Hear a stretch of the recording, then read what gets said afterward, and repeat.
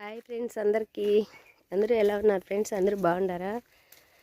ఇవి నాగధార ఛానల్ శివకుమారి.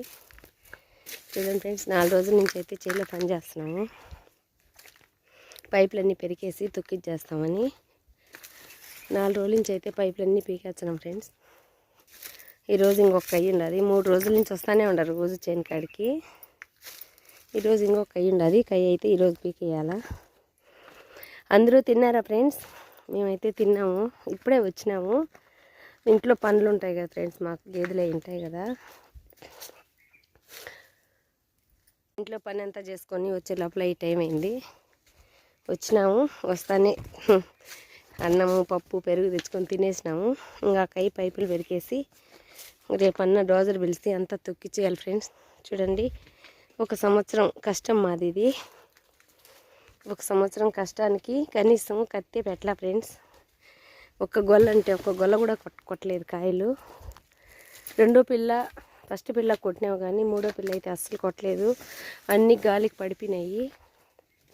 ఆడొకటి అవి అయితే అస్సలు కొట్టుకోరు.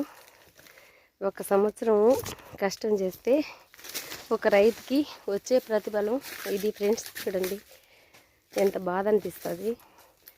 సంవత్సరము మేము వేసిన సతవలన్నీ బుడ్డిలో పోసిన పన్నీర్ అయినాయి. మేము చేసిన కష్టం అంతా కూడా బుడ్డిలో పోసిన పన్నీర్ అయిపోయినాయి. అన్నీ అయితే నడింకల్లా ఎరగబడిపోయినాయి.